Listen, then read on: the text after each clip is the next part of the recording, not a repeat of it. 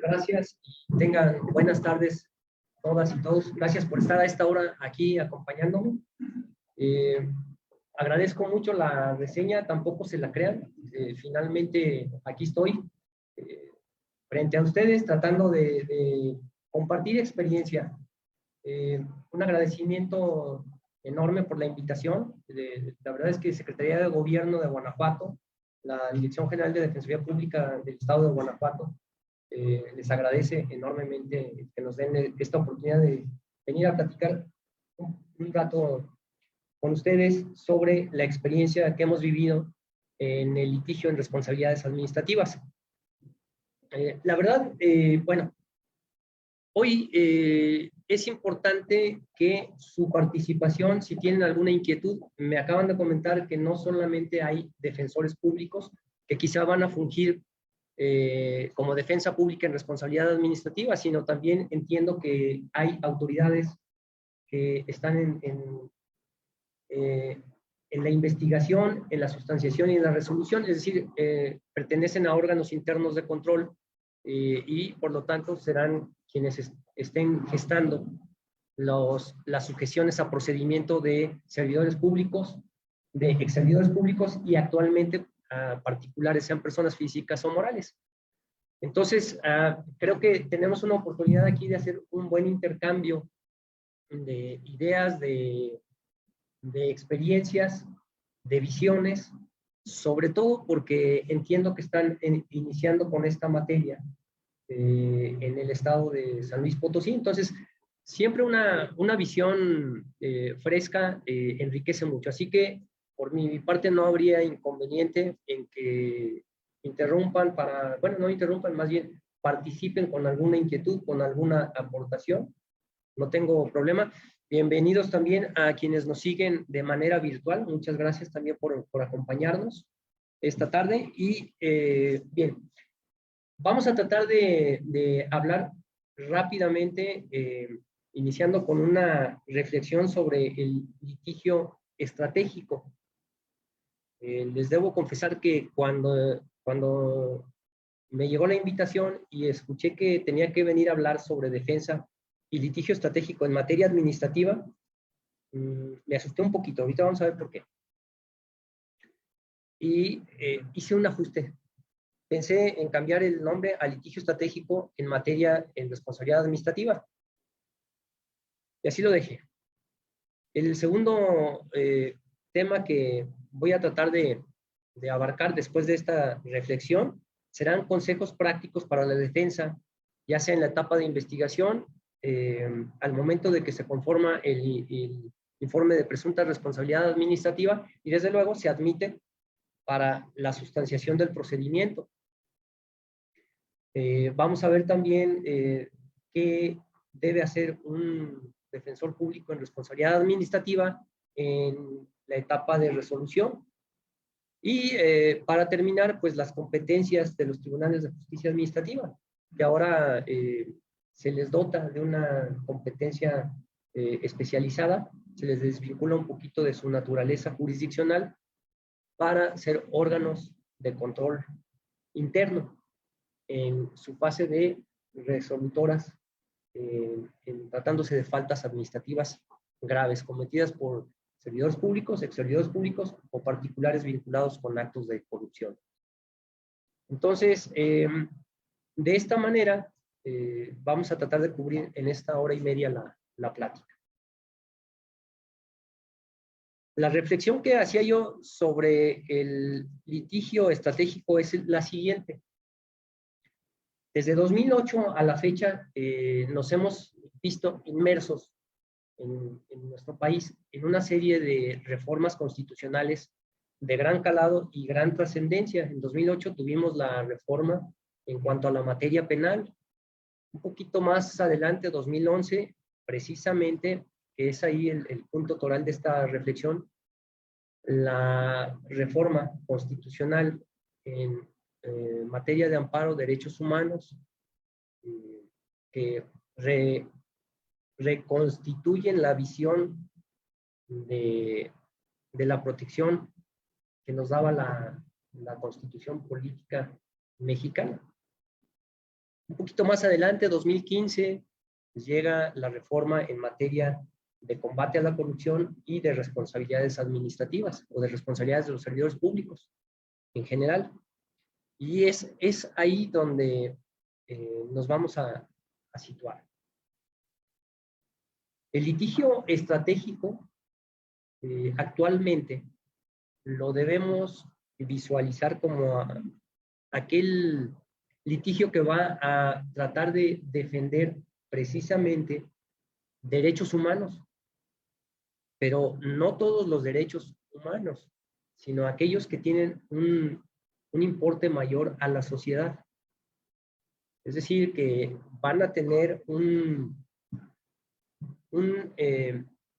especial interés en toda la sociedad, no en específico a determinada persona. A ver si logro explicarme. Por ejemplo, el derecho humano al agua.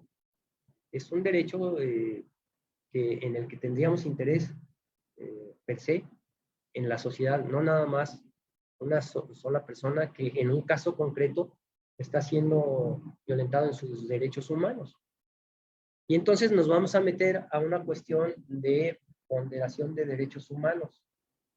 ¿Cuál vale más, cuál vale menos? En realidad, todos en estricto tendrían el mismo valor, solo que en materia de litigio estratégico tendríamos que ponderar precisamente que ese derecho colectivo tendría un poquito mayor de peso. Y entonces eso me lleva a una segunda cuestión.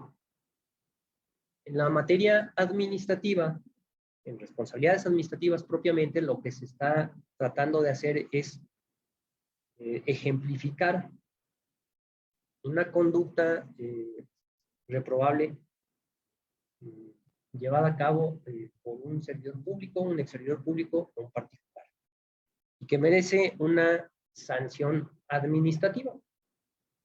Y esto es por el combate a la corrupción. Desde luego, la sociedad pues está ávida de que se termine con este lastre que pues, nos lastima a todos profundamente, no es la corrupción. No sé aquí en San Luis Potosí, pero en Guanajuato no creo que haya corrupción. Entonces, ¿por qué se ríen? Bueno, a lo mejor puede ser, no me he dado cuenta, pero bajo ese enfoque, tristemente, no sé aquí cuántas personas, por lo menos las que estoy viendo, son servidores públicos, no sé si pueden levantar la mano. Pues, imagínense, hay litigantes también. Ah, bien. Bueno, casi la mayoría aquí son servidoras y servidores públicos. Es triste darnos cuenta que en automático, cuando una persona es sujeta a procedimiento de responsabilidad administrativa, por lo menos, ya tiene el calificativo de, pues es que están combatiendo la corrupción, son corruptos. Siempre como que, y no es de ahorita, desde los años 80 en que surge el primer intento de ley de responsabilidades administrativas con un enfoque altamente inquisidor, donde se trataba de combatir, para no entrar en pormenores, una serie de sucesos que se venían arrastrando de 2 sexenios anteriores. Los sitúo rápido en sucesos como 1968, en la matanza de Tlatelolco, y una serie no solo de actos bélicos como esos, sino de corrupción que permearon hasta los 80s. Si recuerdan, por ahí, entre el cambio entre López Portillo y de la Madrid, surge esa idea de la renovación moral, y con la renovación moral se crea la primera Secretaría de la Contraloría y la primera ley en responsabilidades administrativas o responsabilidades de los servidores públicos. Y con esta se pretendía precisamente acabar con ejemplificando con esos actos corruptos, ¿no? Y entonces empezaron a sancionar, y ese era el enfoque. Lamentablemente, hoy en día sigue ese mismo enfoque. Por lo tanto, estaríamos nosotros haciendo litigio estratégico desde ese enfoque para defender a una persona que de mote, de suyo, consciente o inconscientemente, está catalogado como corrupto, ¿no? O corrupta. Y entonces, preferiría yo quedarme, si ven aquí lo que se está proyectando, en la primera parte viene un par de reflexiones en verde. Termina precisamente con algo en color azul y señala que, sin dejar de reconocer que el litigio estratégico puede ser también utilizado por profesionistas del derecho, cuyos objetivos son distintos a la promoción específica de los derechos humanos. Es decir, más que un litigio estratégico, es litigar con estrategia. Creo que ahí es donde podemos iniciar, porque la preparación para litigar con un enfoque a derechos humanos es a donde debemos aspirar, pero tenemos que iniciar. Ahorita estamos en una etapa de iniciación en estos procedimientos, entonces vamos a hacerlo con estrategia. Vamos a tratar de tener un enfoque altamente abierto. La persona que se mete a estudiar o se dedica a especializarse en general a la materia administrativa y en específico a la de responsabilidades administrativas, tendrá el compromiso de siempre estar estudiando, siempre estar con un enfoque abierto, porque nos toca conocer N cantidad de normas, desde leyes, reglamentos, reglamento del reglamento, lineamientos, etcétera, que pueden ser aplicables a una función en específico.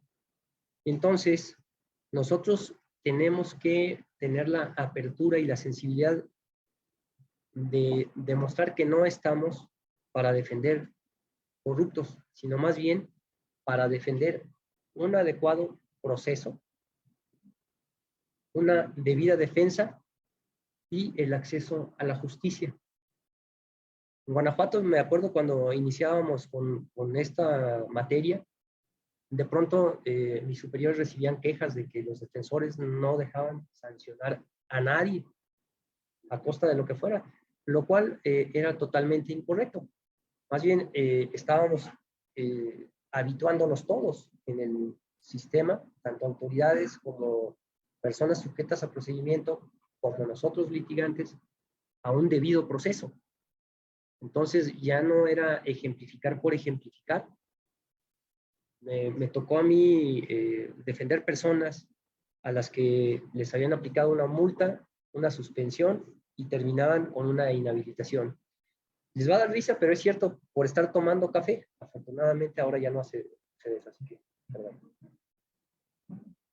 Es cierto, de verdad, cuando yo empecé a recibir eso, yo decía,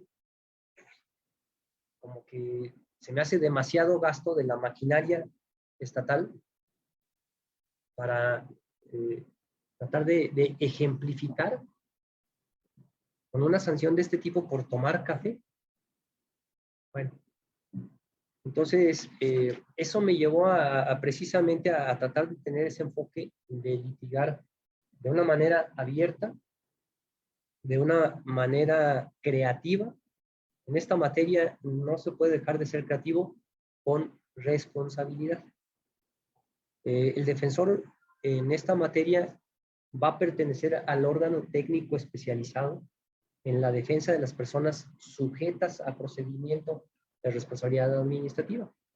Entonces tiene que haber una preparación profunda, un compromiso profundo. La verdad es que no se puede llegar a litigar. Es como si yo en este momento me paro a litigar en materia penal, pues seguramente pensemos que llego a la etapa de oralidad, pues seguramente el juez me va a pedir que me retire porque no es mi especialidad. Podré hacer un buen intento, pero seguramente no le va a convenir a la persona que yo defienda. Entonces acá tenemos que ser responsables. ¿Por qué? Porque en la actualidad si revisamos, sí, adelante.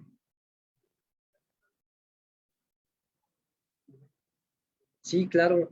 Y aparte, mi sonora y olorosa voz no nos permite distinguir con claridad. ¿Se escucha mejor así? Ah, es que ya empezó, ya falló este. Estoy confiando en que se escucha, hace ratito sí se oía, ¿no? ¿Podemos empezar otra vez?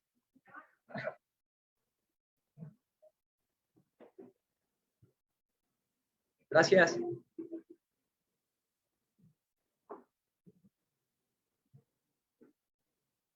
Sí. No, sigue igual. Ah, ya, creo que ya. Muchas gracias. Sí, ¿verdad? Ahora sí se escucha. Entonces, ¿qué me quedé? Ah, sí. Entonces, estaba con ese enfoque, ¿no? De que tenemos que pensar en que sí tenemos que ser responsables. Finalmente, el actual sistema nos señala que, sí, de hecho, estaba viendo por aquí la ley de responsabilidades administrativas de aquí del estado de San Luis Potosí, pues como lo han hecho algunos otros, igual que Guanajuato, prácticamente replican la ley general. Aquí hay algunos cambios interesantes, de hecho se desfasa en algunos artículos, luego se vuelve a alcanzar y se acomodan, pero esencialmente es lo mismo que la ley general. Igual sucedió en Guanajuato actualmente. Pero en los primeros artículos, por lo menos aquí en San Luis Potosí, si revisamos los artículos 5, 6, 7,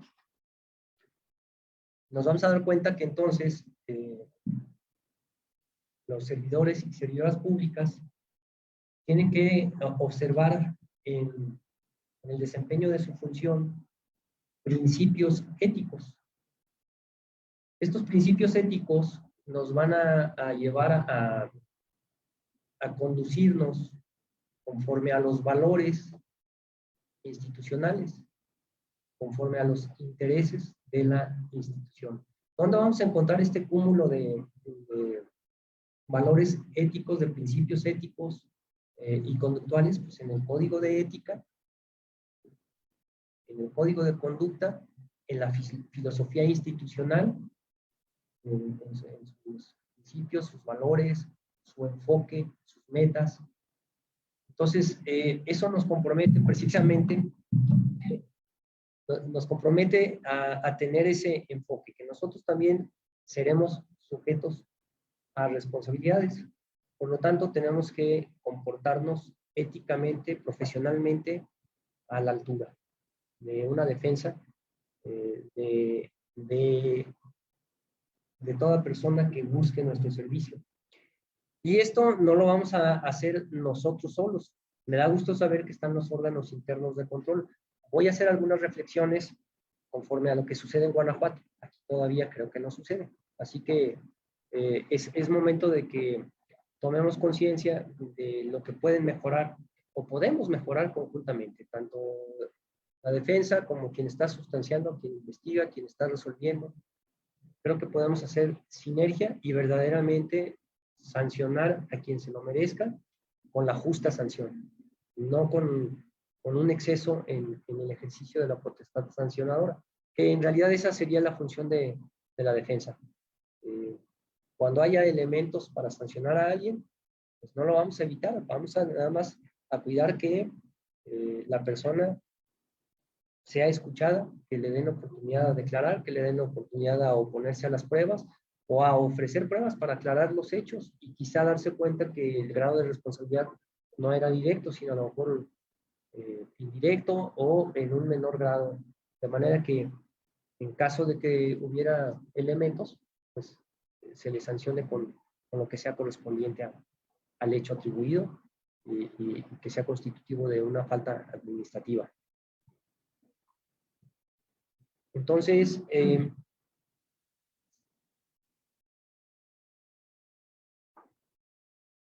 perdón, aquí me voy subrayando para no perderme qué estamos hablando. Entonces, en conclusión de esta reflexión, tenemos que litigar con esa estrategia, ¿no? de apertura, de creatividad, de responsabilidad, de estudio en cada asunto, de preocuparnos por prepararnos. Qué bueno que tengan esta oportunidad de hacer un taller. Y obviamente, por ser un taller, voy a tratar de abordar los temas con ese enfoque meramente práctico, de acuerdo a la experiencia que hemos acumulado ahí en Guanajuato a través de años de litigio. Y bueno, vamos a iniciar con la etapa de investigación. Esta etapa puede iniciar por una auditoría, por una queja, por una denuncia, y quien acerque la noticia de la posible comisión de una falta administrativa, pues también tiene la obligación de acercar datos mínimos de prueba. Precisamente que quien recibe la noticia, en este caso la autoridad que funja como investigadora, tendrá que valorar para ver si son suficientes, si son buenos indicios o si no lo son. De manera que al considerar que hay elementos suficientes, pueda iniciar entonces una investigación y recabar mayores datos, ir a las fuentes, ir a los lugares, ir a hacer una pesquisa de cómo sucedieron los hechos, quiénes participaron, cuándo sucedieron y si realmente son constitutivos de falta administrativa. De ser así, entonces, se iniciaría propiamente el procedimiento de investigación, procedimiento administrativo de investigación. En esta etapa de investigación, al igual que en la de sustanciación, vamos a encontrar varios principios rectores de la función de una autoridad investigadora y de la autoridad sustanciadora, incluso de la resolutora. Entre ellos voy a resaltar dos que son muy importantes, sobre todo en materia administrativa. El principio de legalidad y el principio de respeto a los derechos humanos. Me llama profundamente la atención que se incorpora esta visión de respeto a los derechos humanos, pero a diferencia de un proceso penal donde en la etapa de investigación es posible que participe la defensa, acá no. Acá no, y es por ese enfoque que se tiene de que como apenas es una noticia, de que apenas se van a recabar datos de prueba, de que no se tiene la certeza, entonces no es necesario la presencia de la defensa. Sin embargo, pues con ese enfoque del respeto a los derechos humanos, tendría que oscilar en un momento dado este procedimiento, así como está actualmente, en pensar en una no muy lejana reforma en donde sí se permita la participación de la defensa.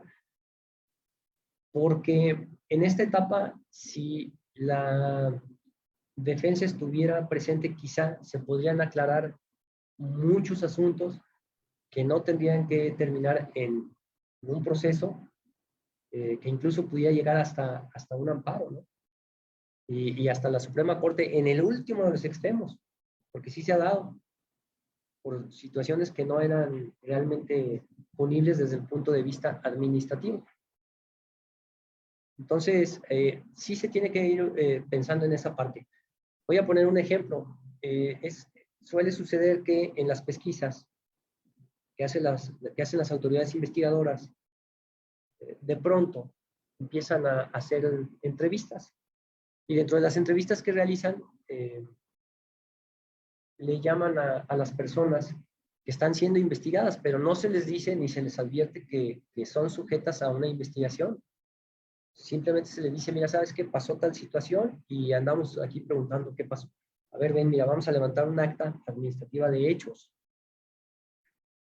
y dinos qué pasó. La persona de pronto, pues, empieza a vertir la versión de cómo vivió esa situación en específico y pudiera llegar a ser que se autoincriminara. El problema no es que se autoincrimine en esta etapa o no. El detalle es que cuando se presenta un informe de presunta responsabilidad, se admite y se sustancia en el procedimiento, después lo convierten en una prueba documental o incluso en una prueba confesional. Entonces, de suyo, pues ya son vicios que se están generando, que situémonos en el papel de la autoridad investigadora. Si hubiera elementos reales para sancionar a esa persona, el detalle es que su prueba está viciada de inicio y entonces legalmente no va a tener el efecto esperado y por lo tanto sería una oportunidad de forma, si quieren, o quizás hasta de fondo, para la defensa.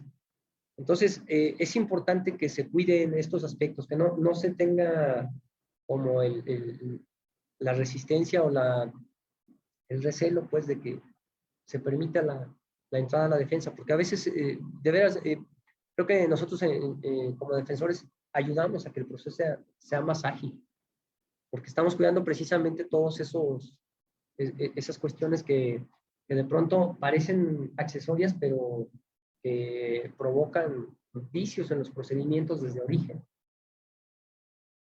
Por esa razón, en la actual ley se está previendo, ya me fui a la etapa de sustanciación, me emocioné.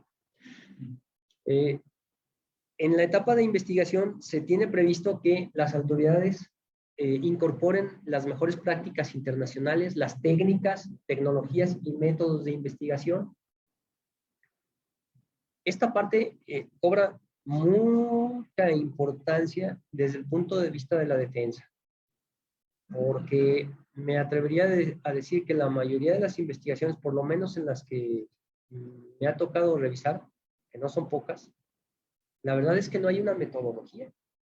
Podrían decir, bueno, pues es que utilizamos el método científico, y lo digo con mucho respeto a la función, pero la verdad es que quiero pensar que no en todos los estados, como está haciendo aquí San Luis Potosí, tienen la oportunidad de capacitarse, de buscar quién venga a compartir experiencia, quién venga a abrir una ventana distinta. A lo mejor venimos a platicar de cosas que ustedes ya conocen, cosas que a la postre pues no les van a repercutir en la función porque a lo mejor su experiencia es mayor, pero sin embargo abre otras ventanas. De menos, eso es lo que tratamos de hacer, ¿no?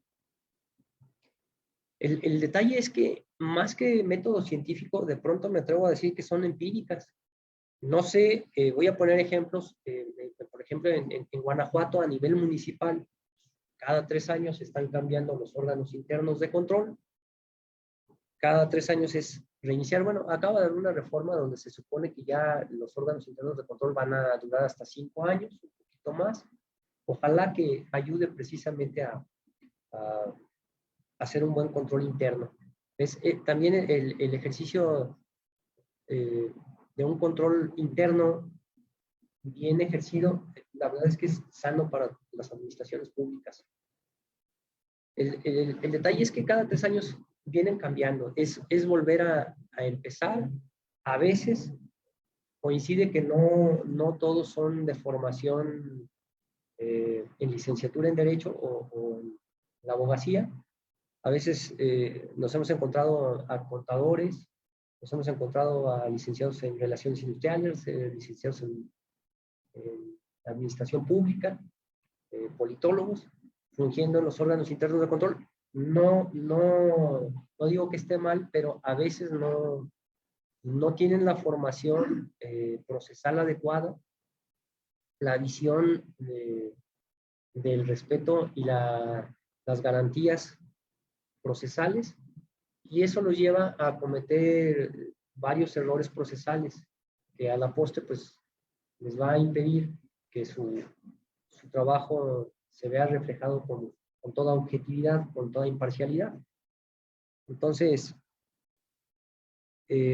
tienen que apegarse al principio de legalidad junto con el respeto a los derechos humanos. El principio de legalidad es aquel básicamente en el que las autoridades pueden hacer todo lo que la ley no les prohíbe, digo, todo lo que la ley les permite y los particulares todo lo que la ley no les prohíbe.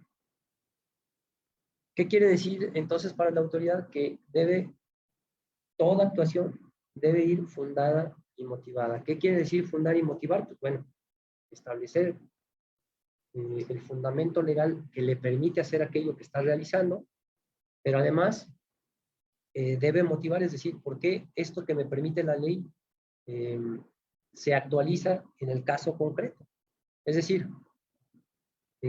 por qué este caso en concreto hace match, empata, embona perfectamente en la figura jurídica que estoy tratando de investigar y de probar para efectos de poder sancionar.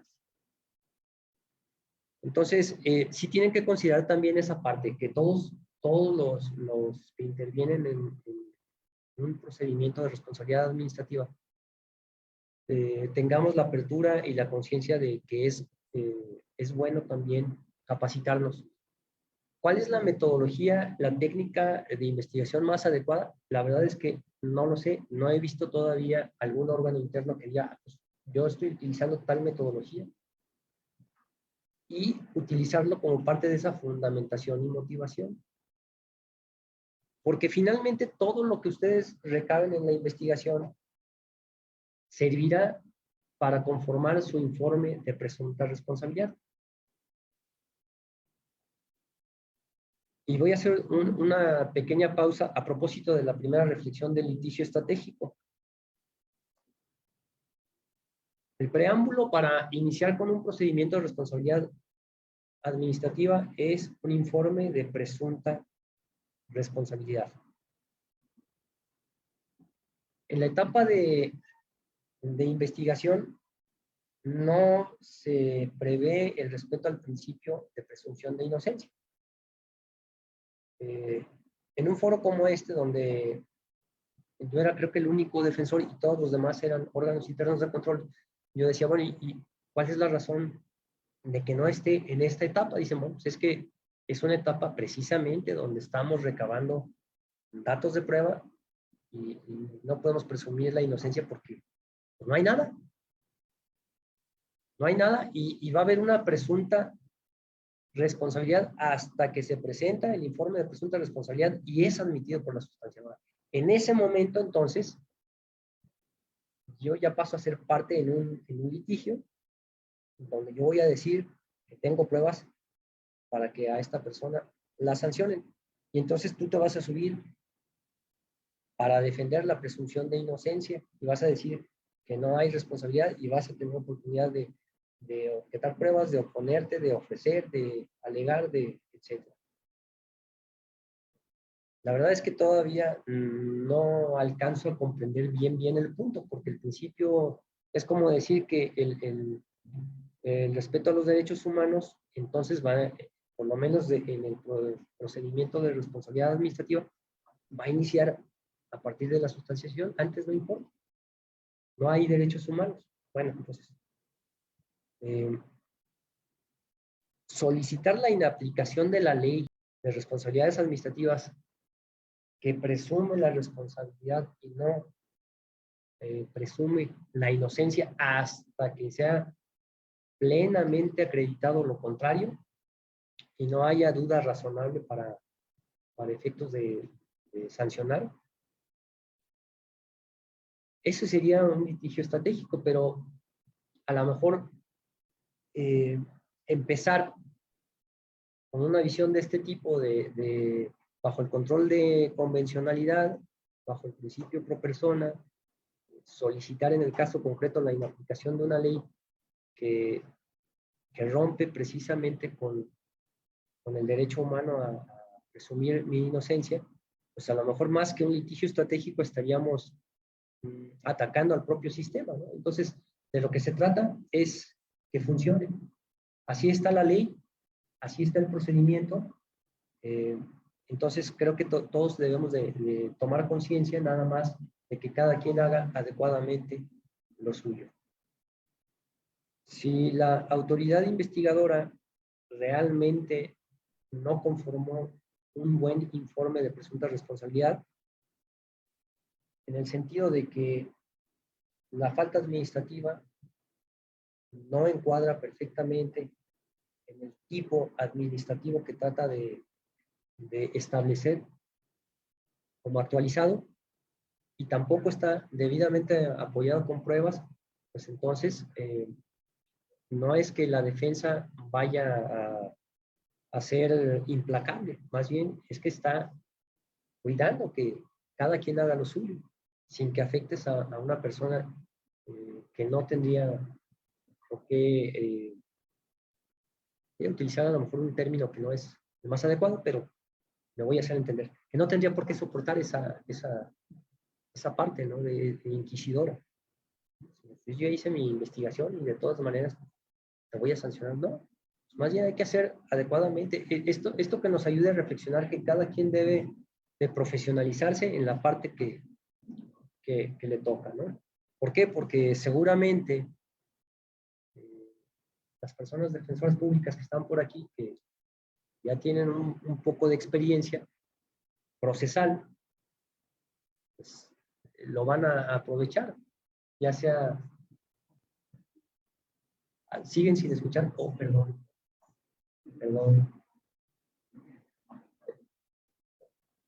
Entonces, reiniciamos, no, continuamos. Bueno, la idea entonces es empezar con esas cuestiones, ¿no? De ir conformando, por lo menos ustedes que van iniciando con esta nueva ley.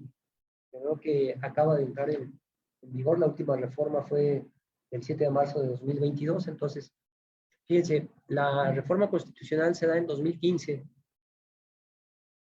se da un tiempo perentorio y la ley general entra en vigor en el año de 2017. Se supone que a partir de ahí tendría que estar funcionando el sistema nacional, el correspondiente estatal anticorrupción, y en la parte que nos interesa el día de hoy, de responsabilidades administrativas.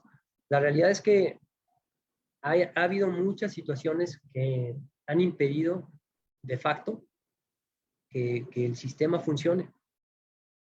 Por lo menos en Guanajuato pasó lo siguiente, en Defensoría de Responsabilidades Administrativas, hasta junio de 2017, porque también en nuestro estado entró la actual ley, que es prácticamente la misma que tienen ustedes, igual que la ley general. En junio de 2017 fue notorio el cambio y el deceso en los procedimientos de responsabilidad administrativa. Y el trabajo en apariencia para nosotros tuvo un deceso también. Porque en 2017 estábamos en un año, a la mitad de un año preelectoral. La verdad es que muchas de las administraciones públicas de los 3 ámbitos de gobierno estaban ya preparando maletas. Nadie tuvo la previsión en los presupuestos prever cómo iba a funcionar. Si se dan cuenta, pues ahora el sistema nacional, el estatal anticorrupción y de responsabilidades administrativas exige una nueva estructura. Una parte investigadora, una parte sustanciadora, una parte resolutora, la defensa, y crear estas organizaciones pues requiere presupuestos, pero además del presupuesto también requiere de adecuaciones normativas. No pueden estar fungiendo ninguna de las instituciones si no han adecuado su marco interno, sus reglamentos, sus lineamientos operativos, etcétera. Y así pasó. Hasta junio de 2017 De hecho, fue uno de los meses más complicados para la defensa porque teníamos un promedio de 20, 25 asuntos mensuales nuevos por abogado. Era el equivalente a entre 80 y 100 asuntos nuevos. Entonces, sí era una carga porque en aquel tiempo eran 4 defensores públicos, nada más para atender 46 municipios, atender a cualquier dependencia pública del Estado, del municipio, de órganos autónomos, desconcentrados, descentralizados, de los 3 poderes, que estuvieran sustanciando procedimientos conforme a la ley de responsabilidades administrativas. Bueno, a partir de ese momento, todo se detuvo, porque como que empezaron a darse cuenta que no se había previsto todos esos cambios. En 2018, pues dijeron, bueno, pues creo que no va a pasar nada, vamos a empezar a iniciar procedimientos, y entonces empezamos ya con los problemas de si se debía aplicar o no la actual ley, conforme a los transitorios, pues no solamente se deberían de continuar los procedimientos de responsabilidad administrativa con la anterior ley que hubieran iniciado, y luego ya venían las interpretaciones ahí, o criterios del Tribunal de Justicia Administrativa, o por jurisprudencia, que en lo procesal se aplicará la actual ley, pero de fondo pues, se van a encuadrar las conductas en la anterior ley, y en lo que vamos y venimos se volvió a detener la maquinaria procesal. ¿Por qué? Porque empezaron a venir varias sentencias, incluso de amparo, donde se concedía, porque al final de cuentas había una aplicación de la ley inadecuada. Yo no sé si habría o no razones para sancionar a todas las personas que están sujetas al procedimiento, pero por lo pronto nos enfrentábamos a esa cuestión. Ya en 2019 empiezan a tratar de darse cuenta que era necesario emitir los nuevos reglamentos, los nuevos ordenamientos. Ya había algunos presupuestos, ya había actualización del marco normativo, y entonces empieza más o menos a funcionar. Nos alcanza 2020, y llega la pandemia, por lo menos en Guanajuato. Toda la actividad procesal se paró cerca de 6-7 meses. Por decretos gubernamentales se detuvieron todos los plazos administrativos, judiciales, jurisdiccionales, y se paró todo. No caminaba nada. Ya al tiempo, pues nos dimos cuenta que usando cubrebocas, con la sana distancia y todo lo que ya hemos escuchado una y muchas veces, pues era posible empezar a activar la economía, los procesos, etcétera, y empezamos a funcionar a distancia, con el home office, etcétera. Todo esto para decirles, pues, que en San Luis Potosí llevan de ventaja que ya no estamos en esas condiciones, que afortunadamente están iniciando bien con esta visión de compartir la capacitación interinstitucional. Entonces, fortalezcan el sistema de responsabilidades administrativas desde el inicio. Con esa apertura, ojalá que siga permeando, que se siga compartiendo el aula. Es más, incluso ya en lo corto hacer talleres interinstitucionales donde se simulen procedimientos de responsabilidad administrativa, donde esté participando quien realmente va a hacer la investigación, quien va a hacer la defensa, quien va a sustanciar o quien va a resolver. Sería bastante bueno. Entonces, una vez que se presenta el informe de presunta responsabilidad, corresponde a la autoridad sustanciadora admitir o no admitir el informe de presunta responsabilidad. Si lo admite, pues obviamente iniciaría formalmente el procedimiento de responsabilidad administrativa. Y en este acuerdo de admisión se genera un número de expediente, se establece cuál es la conducta conducta conforme al informe de presunta responsabilidad, se le corre traslado a la persona que está sujeta a procedimiento, se le advierte que tiene el derecho a defenderse por sí misma, por abogado perito de su confianza, y si no puede, no quiere hacerlo, pues entonces se le designa al de oficio. En esta parte es muy importante, desde el punto de vista de la defensa, cuando se les invite a participar, por lo menos en Guanajuato, hay dos formas de que la defensa pública intervenga en el procedimiento de responsabilidad administrativa. Perdón, antes de continuar, ¿hay alguien que quiera comentar algo o preguntar algo o compartir? Adelante, por favor.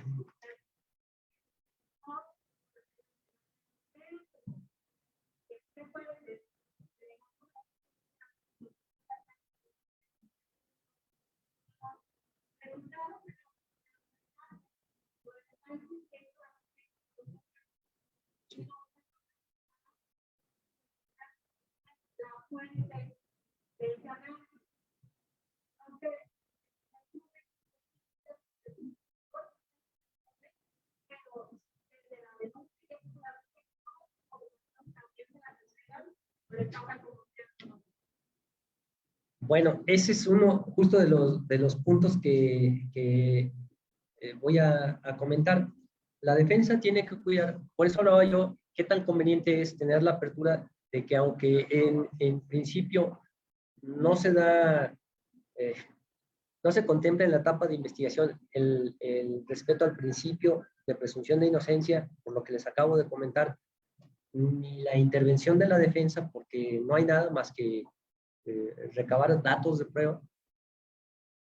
Hay que tener esa sensibilidad, no en todos los casos, habrá casos que sería conveniente, como para empezar a permear desde el principio, que el enfoque sea realmente aclarar los hechos, con participación de quien en futuro será una parte en un litigio, ¿no? Y entre ellos la defensa. Precisamente, cuando se admite el informe de presunta responsabilidad, ordinariamente van a correr traslado. Con ese informe de presunta responsabilidad, nada más que ahí lo que hace, lo voy a decir de manera coloquial, la investigadora es que todas las pruebas que recabó, las que sean, pues las va a ir como limpiando. Y solamente se va a quedar con las que pudieran ser pruebas que acrediten una posible falta administrativa y en consecuencia ameriten una sanción. Entonces, dentro de la etapa de declaración, digamos que en la sustanciación van a citar a una audiencia. En esa audiencia, si es por falta no grave, le van a dar oportunidad a la persona a declarar o no, a ofrecer pruebas o no, a objetar pruebas. Se cierra esa etapa. Si hubiera que desahogar, bueno, preparar y desahogar pruebas testimoniales, inspeccionales, etcétera, confesionales.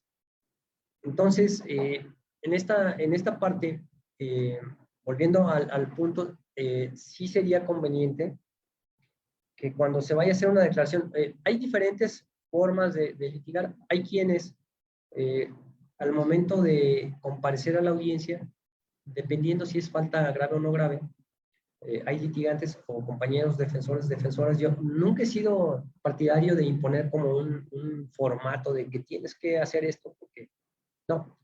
En realidad, me gusta mucho dejar en libertad a cada defensor o cada defensora que descubra su estilo con el que se sienta a gusto, siempre y cuando en cada comparecencia, sea escrita, sea de manera verbal, oral, cumpla con ciertos requisitos. ¿Cuáles? Si somos el órgano técnico especializado en la defensa pública y responsabilidades administrativas, pues tenemos que mostrarnos como tales. ¿En qué sentido? Bueno, tengo que identificar el número de expediente, quién está promoviendo, con qué carácter, qué es lo que estoy promoviendo y con fundamento en qué. Si tú me dices todo eso y es atingente a la etapa en la que estás participando, es correspondiente a la estrategia de defensa que diseñaste. Adelante, si quieres hacer un parrafito así chiquito, porque hay quienes acostumbramos a hacer párrafos cortitos, tratando de ser concretos, de darle claridad a lo que queremos expresar, pero hay también quienes inician un párrafo y no sabemos dónde termina, o hay quienes dicen, pues sabes que yo mejor me reservo hasta la etapa de alegatos. En lo personal, a mí sí me gusta aprovechar cada momento procesal y conforme va avanzando la sustanciación, ir como incrementando los argumentos y la posición de la defensa según la etapa en la que voy participando. Hay quienes dicen, mira, sabes que yo no quiero participar yo no voy a declarar nada, porque también es cierto, hay una facultad que tiene la autoridad, me parece que un poco mal entendida, que es esa parte donde pueden generar otras diligencias para mejor proveer. Y entonces cuando uno llega y abre de capa algunas estrategias, la teoría del caso, como en el penal, pues lo que hace la autoridad sustanciadora, que en realidad sigue como vinculada o hermanada al órgano interno de control con un enfoque inquisidor, al momento, yo como sustanciadora voy a realizar estas diligencias para mejor proveer, y en realidad lo que hacen es como tratar de componer algunas cuestiones, acercarse de otros elementos que la investigadora no acercó, y entonces hay quienes dicen, no, pues yo mejor no digo nada. ¿Por qué? Porque cuando se dé el cierre de instrucción, ya no van a poder hacer nada, ya no va a haber diligencias para mejor proveer y se va a resolución. En realidad lo que habría que hacer es entonces, desde la declaración, decir, a ver, ¿cómo es que conformaste tu informe de presunta responsabilidad? ¿Qué hay detrás? ¿Cuál fue tu metodología? ¿Cómo realizaste esa actividad? Me gustaría conocer la investigación completa. Quiero tener acceso a esa investigación. Porque sí me ha pasado en algunos casos. De hecho, recientemente me tocó conocer un asunto donde en el informe de presunta responsabilidad anuncian las pruebas muy ordenaditas. Eran como 60 pruebas más o menos. Y me corren traslado como con 4 tomos enormes. Y entonces las empiezo a ver y era un revoltijo de pruebas, no venían en orden. Ahí se les barrió, me corrieron traslado de toda la investigación. Ya cuando empiezo a observar, me doy cuenta entonces que hay pruebas contradictorias. Sin embargo, en el informe de presunta responsabilidad lo armaron de tal manera que parecía que había una posibilidad de sí presumir responsabilidad, ¿no? Entonces, sí hay que incidir desde la declaración, decir, ¿sabes qué? Me parece que no me dicen cuál es la metodología. Alguna vez me dijeron, no, si es que eso no importa, no, sí importa. Importa porque me dejará ver si tus pruebas son legalmente eh, recabadas. Porque si las recabas de manera ilegal, por ejemplo, lo que decía yo hace rato, ¿no? Un acta de hechos te la ofrezco como documental porque está formulada por una autoridad. Y dices, creo que está mal comprendido porque aquí ya estás formando parte de un proceso en el que tú estás señalando a una persona a quien pretendes se le sancione. Precisamente esa es parte de lo que tenemos que cambiar con este modelo que nos presenta la ley de responsabilidades, que aparentemente es garantista. Por eso se lleva un procedimiento administrativo a manera de juicio o de proceso, donde hay etapas donde te van a dar oportunidad a defenderte, a ser escuchado, a ser vencido, ser oído y vencido. Entonces, no puede haber nada oculto, nada que pueda afectar tu adecuada defensa. Lo van a vivir quienes vayan a fungir como defensores públicos en esta materia. les van a llegar, bueno, en Guanajuato hay dos maneras de intervenir en la defensa, ¿no? Ya sea que la propia persona sujeta a procedimiento llegue y te busque y digas, ah, ¿sabes que me notificaron esto y me dijeron que aquí me van a designar un defensor? O la otra es que la propia autoridad te lo solicite. Se van a dar N cantidad de casos donde la autoridad sustanciadora, con el hecho de solicitar la designación del defensor, ya cumplió con la garantía o con el derecho humano a la adecuada defensa, ¿no? Oye, que no está el sujeto a procedimiento, la persona sujeta a procedimiento, yo ya cumplí, tú ya estás aquí, hazle como quieras. Oye, pero en el control de convencionalidad y en los compromisos internacionales, en los convenios internacionales, pues ahí se establece que hay que tener una comunicación previa con el presunto responsable, con el inculpado, con en materia penal. No lo conozco, no he tenido oportunidad de saber su versión. Entonces, espérame, no puedes continuar hasta que la persona, es más, incluso que la persona esté presente y me ratifique. Si tú me solicitas como autoridad, es la prevalencia a la libre designación de la defensa. Tú estás tratando de cumplir con la garantía procesal de adecuada defensa. Pero si yo no tengo previa comunicación, si no me ha ratificado, entonces, momento, no continúes. Espérate a que la persona venga, que yo me pueda comunicar, que yo pueda diseñar la estrategia de defensa de acuerdo a su versión, de acuerdo a lo que yo pueda estudiar, porque luego también pasa, bueno, está bien, continúa, pues, cuando uno se porta con ganas de que el proceso continúe, bueno, está bien, dame acceso al informe de presunta responsabilidad. Ah, ¿qué crees? No puedo. ¿Por qué no? Ah, es que no te han ratificado. Ah, entonces para unas cosas sí, para otras no. Entonces, mejor aquí la paramos. Cuando yo tenga esa previa comunicación, cuando yo tenga mi versión y yo pueda haber diseñado mi estrategia de defensa después de que me permitiste consultar el expediente, entonces regresamos a esta etapa, declaramos lo que tengamos que declarar y dentro de la declaración sí es importante el desmenuzar todo el informe de presunta responsabilidad bajo el principio de legalidad. La autoridad, nosotros vamos a demostrar, bueno, me voy a adelantar un poquito, para el litigante en materia administrativa y para las autoridades, nosotros tenemos que enfocar siempre nuestra defensa pensando en que vamos a llegar a un juicio de nulidad. Y en un juicio de nulidad, lo que tendríamos que, con estrategia, ir visualizando, pues es acreditar las causales de nulidad.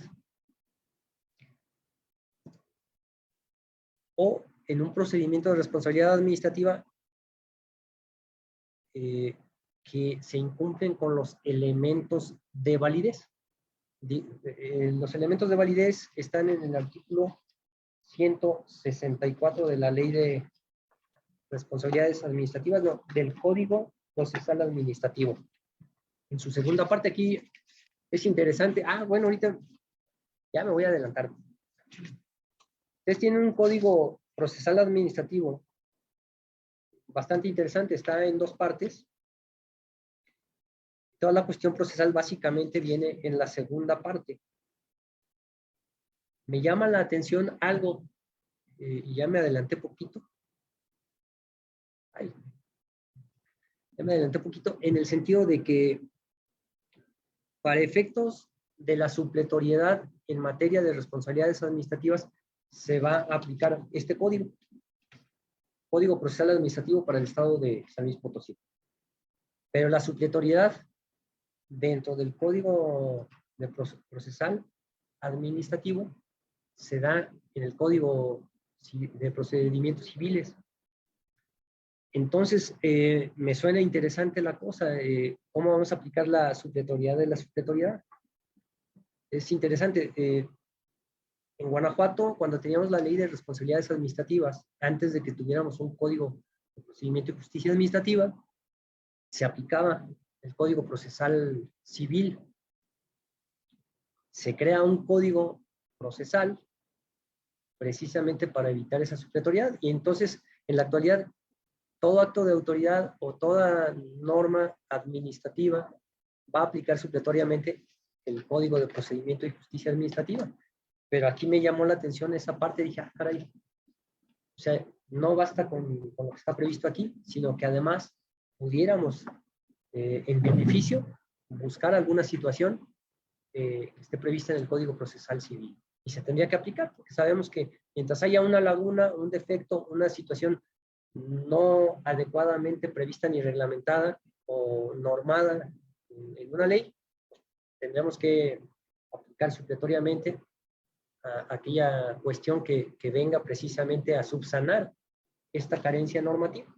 Entonces ahí lo dejo nada más como reflexión.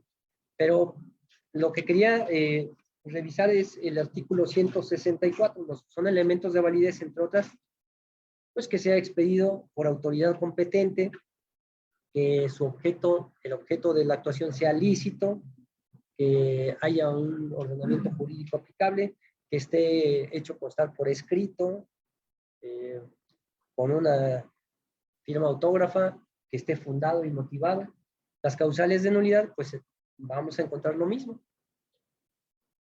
Que el acto de autoridad esté fundado, motivado, que su competencia sea expresa, desde luego fundada y motivada. Básicamente el principio de legalidad nos va a servir para que funden y motiven su competencia, que eviten haya vicios en los procedimientos. Esa sería una causal de nulidad.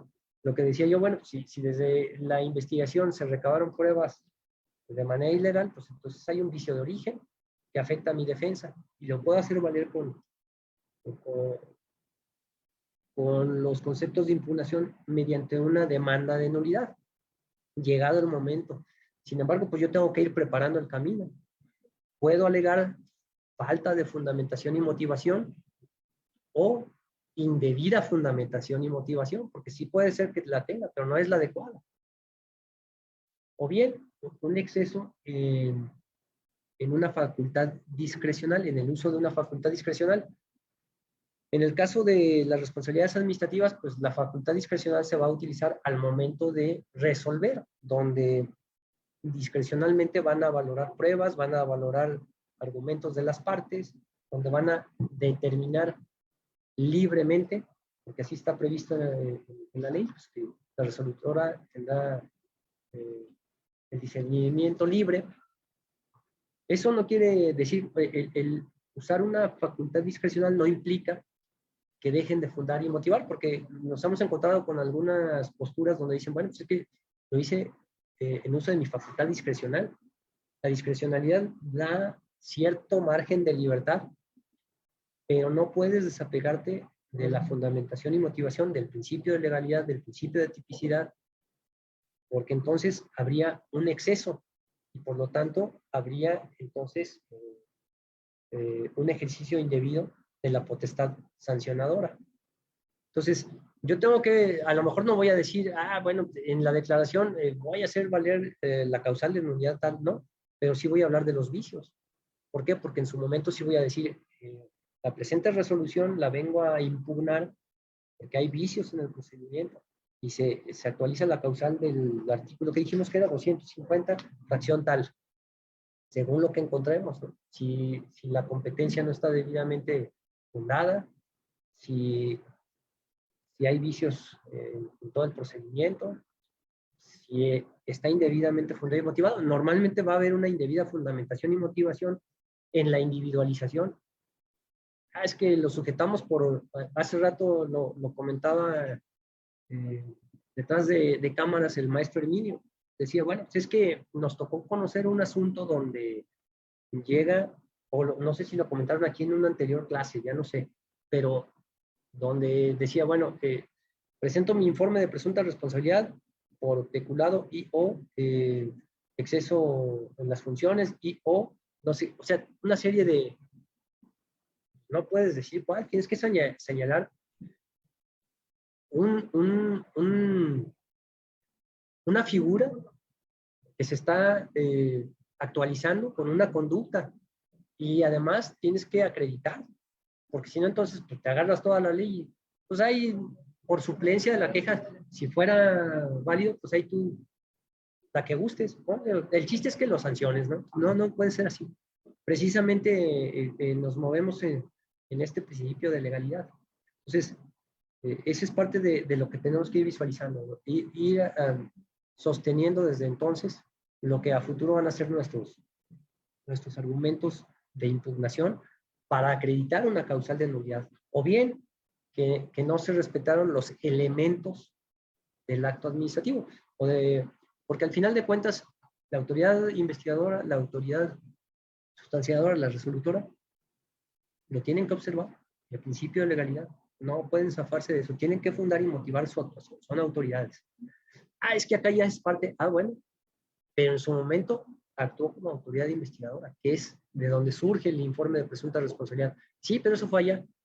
Sí, pero ese es el origen. Y si el origen está viciado, entonces tenemos que hacerlo valer como tal. Bien. Entonces, hay que oponerse al informe de presunta responsabilidad, desmenuzándolo desde ese punto e ir dejando constancia de ello.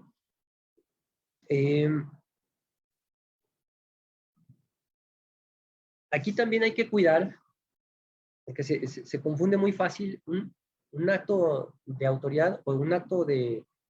En el caso, a mí me ha tocado en las últimas defensas donde en funciones de autoridad emite un acto. Les voy a poner un ejemplo. En un municipio, un funcionario que tenía a cargo el padrón de inmuebles del municipio se empieza a dar cuenta que hay dentro del municipio varios predios que son irregulares. Entonces él, en funciones, porque así está en sus ordenamientos, solicita a varias instituciones regularizar esa situación, porque sigue estando dentro del padrón inmobiliario del municipio, porque genera responsabilidades, porque genera una serie de cosas. Él genera un acto de autoridad donde válidamente pretende esta regularización. La decisión final, si se regulariza o no con este detonante, es una decisión colegiada que tomaría el ayuntamiento. Bueno, le sujetan al procedimiento porque trató de regularizar una situación ilegal. Si nosotros nos vamos a la definición de lo que es el acto de autoridad, el acto administrativo, de hecho, ustedes lo van a encontrar en el artículo 3 de la primera parte del Código Procesal Administrativo. Acto administrativo es la declaración unilateral de voluntad externa, concreta y ejecutiva emanada de la administración pública estatal o municipal en ejercicio de facultades que les son conferidas por los ordenamientos jurídicos, que tiene por objeto crear, transmitir, modificar o extinguir una situación jurídica concreta cuya finalidad es la satisfacción del interés general. Entonces, habría que cuidar nada más que de pronto el ejercicio puro de una facultad que le es propia a esa autoridad no se confunda con una falta administrativa. En el caso concreto se sucedió así. Se logró demostrar que no había falta, en realidad era un ejercicio de una facultad y que el efecto último por el que pretendían castigar pues, fue una decisión colegiada, que al final de cuentas tampoco era punible desde el punto de vista administrativo. Entonces hay que cuidar también esa parte, es importante. En el ofrecimiento de pruebas, hay que ser cuidadosos. Primero, en la objeción.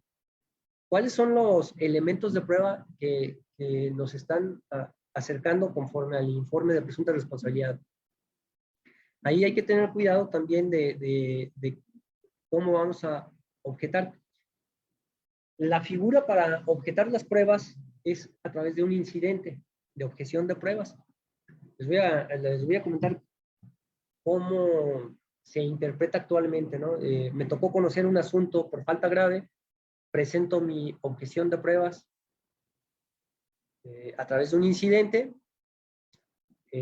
la sustanciación de la falta grave va a iniciar igual ante el órgano interno, ante la sustanciadora del órgano interno de control. Van a esperar a que haya ofrecimiento de pruebas y ahí se suspende la audiencia y materialmente van a agarrar todo el expediente y lo van a mandar al Tribunal de Justicia Administrativa. En el caso de Guanajuato hay una sala especializada. La sala especializada lo recibe, desahoga las pruebas pendientes, apertura alegatos, cierra instrucción y resuelve. La primera noticia que recibo es que me desechan el incidente de objeción de pruebas. Yo dije, ¿por qué? Pues si es la figura que se tiene. Y me establecen ahí, bueno, pues es que valorar las pruebas es materia de la resolución según el artículo 207, fracción tal. Acá creo que es el 208, en su ley de responsabilidades administrativas, pero está en la parte de la resolución. Y recordé a una de mis compañeras defensoras que me decía, mira, no presentes el recurso, digo, el incidente de nulidad de nulidad de notificaciones, el incidente de objeción de pruebas. Haz manifestaciones tendientes a objetar o más bien a dejar la invalidez de esas pruebas por las razones que tengas ahí. Pero no te desgastes porque va a pasar esto. Y dije, pero pues es la figura que está prevista. Bueno, como quiera, lo importante es dejar constancia de que estás objetando las pruebas. Una mala práctica que acostumbran en otras materias es objetar de manera general. Normalmente van a decir objeto las pruebas en cuanto al valor y alcance probatorio en contra de los intereses que defiendo. Y ya. Pues eso y nada es lo mismo. Tienes que establecer la prueba número 1, la objeto, porque no es ideal, no es idónea, no es contundente, no es atingente al caso concreto por estas razones. Algo así, es el símil, ¿sí?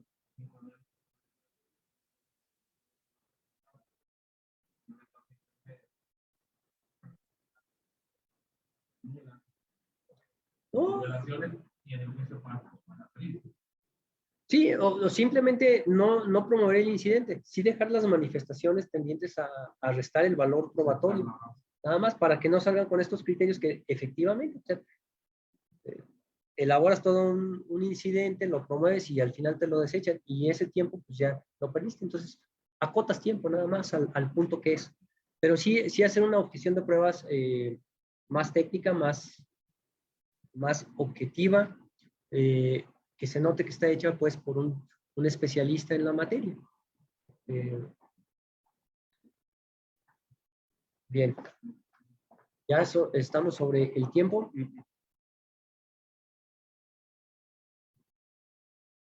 Me voy a ir rápida. Bueno, no sé si hay algún comentario para irme hacia la resolución.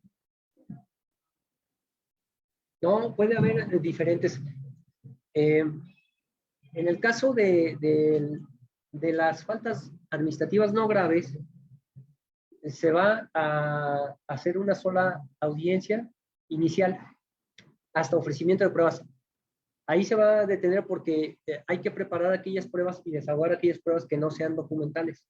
Si no hay, por ejemplo, una confesional, una testimonial, cualquier otra prueba que no sea documental, que por su naturaleza se establezca ya desahogada de suyo, entonces se citará a las partes a la audiencia de alegatos. Ahí habrá que rendir los correspondientes alegatos y se da el cierre de instrucción y viene la audiencia de resolución. Ordinariamente no va a haber una donde lean la resolución, simplemente la van a notificar y ya, se acabó ahí. Entonces, bueno, en la etapa, lo mismo sucede con las faltas graves. Les comentaba yo ahorita, sucede lo mismo. En la etapa de ofrecimiento de pruebas, se suspende y se manda materialmente el expediente al Tribunal de Justicia Administrativa, que será el encargado de darle continuidad, desahogar pruebas si las hubiere, y en todo caso, recibir alegatos y resolver lo correspondiente. Entonces, eso es lo que estamos viendo ahorita, precisamente aquí en pantalla, quién resuelve, en qué momento resuelve, Y una de las cosas importantes sobre las resoluciones desde el punto de vista de litigio, cuando tenemos una resolución adversa, bueno, viene la posibilidad de presentar o un recurso de, bueno, en este caso veo que el recurso de revisión lo desaparecieron de esta ley, qué bueno, porque ese recurso está medio raro, por lo menos en Guanajuato, y en la ley general está previsto que se apliquen reglas como en materia de amparo, incluso conforme a la ley de amparo, y eso nos está ahí de cabeza cuando nos hemos promovido, y no nos resuelve nada, nos complica la existencia. O bien, un recurso de apelación. En estricto, bueno, aquí no tienen el recurso de inconformidad en el Código Procesal Administrativo. En Guanajuato lo tenemos. Ahorita les explico esa figura. Pero lo que sí compartimos es la posibilidad de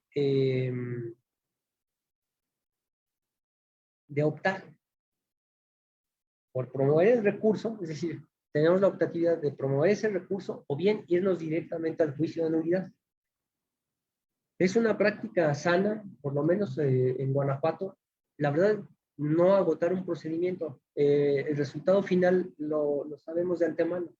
La mayoría de las veces los órganos internos de control simplemente van a ratificar su postura. Va a ser difícil que cambien de postura. Entonces, mejor lo sacamos de ese ámbito y lo llevamos ahora sí a un verdadero proceso jurisdiccional, donde hay un órgano jurisdiccional que será el encargado de emitir una sentencia imparcial, objetiva. Entonces, hay que considerar la optatividad. Sobre todo en las resoluciones finales, porque habrá resoluciones intermedias como los acuerdos o los autos, pues que de suyo van a tener que transitar por lo que corresponda, ya sea a través de un incidente, a través de un recurso, etcétera. Pero sobre todo las resoluciones finales, las sentencias finales, esas son las que nos pueden dar la posibilidad de optar. Yo la verdad allanaría, así como les platico que hice lo del incidente, pues mejor allanamos el camino y nos vamos directo al juicio de nulidad. Lo que les decía yo ahorita, en la resolución, bueno, pues ahí sí vamos a identificar completamente todas las causales de nulidad para plantear precisamente la demanda, si las hubiera. La competencia, que no haya vicios, eso es una usanza común en los órganos resolutores. Voy a hacer una analogía. En Guanajuato, cuando de pronto la Procuraduría de Derechos Humanos emite una recomendación y da todas sus razones de por qué tienen que iniciar un procedimiento de responsabilidad administrativa, básicamente la autoridad investigadora replica lo mismo que viene desde la recomendación de derechos humanos, conforma su informe de presunta responsabilidad y se replica en la sustanciación, y en la resolución se replica exactamente lo mismo.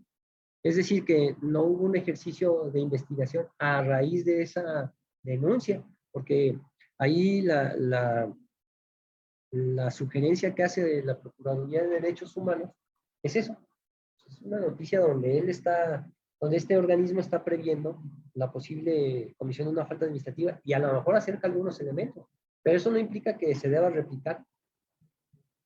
Se confunde un poquito el hecho de que haya esa recomendación con que la niegues, ¿no? No se trata de que la niegues, se trata de que hagas tu investigación y te acerques de los elementos que acrediten esa falta, o bien, si no hay elementos, la archivas y ya, se acabó. Pero es una práctica común eso.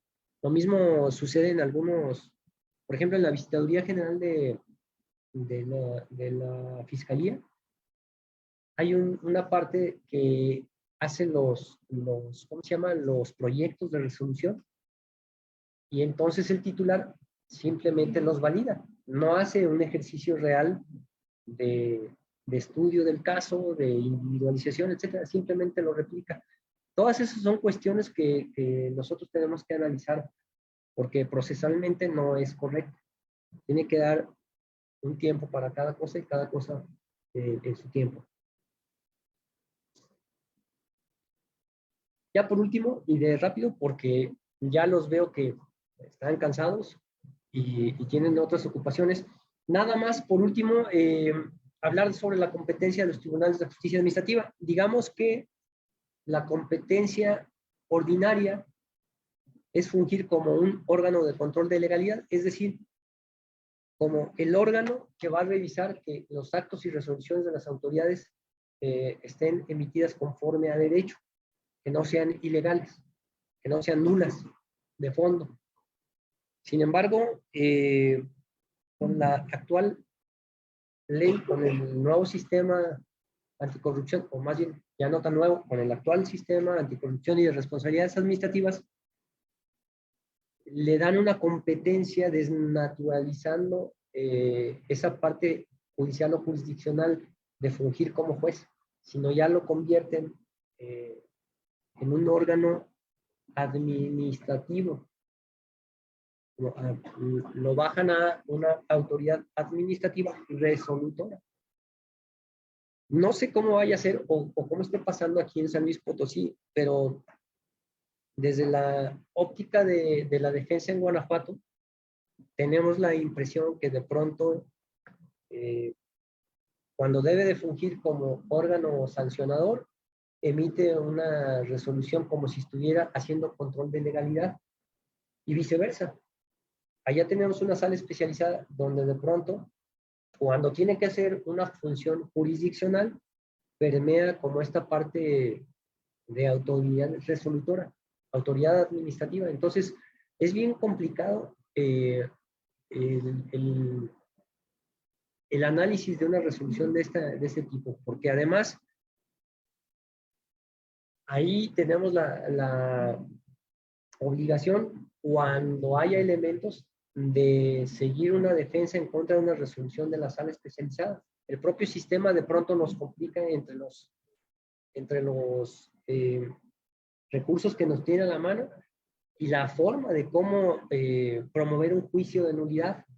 No es fácil, porque al final de cuentas se entreveran estas dos cualidades o calidades, entre ser un órgano jurisdiccional y una autoridad administrativa jurisdiccionalizada para decidir la sanción o no de una persona. Bueno, me pasé un poquito, me gustaría seguir platicando, pero si no tienen alguna cuestión que quieran compartir, alguna reflexión, pues simplemente yo les diría por su atención. Muchas gracias. Sé que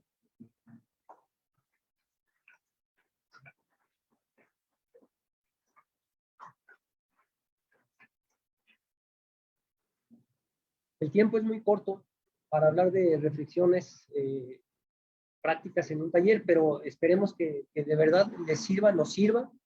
Y pues yo sigo aquí a sus órdenes. Muchísimas gracias, que tengan bonita tarde. Gracias por la invitación.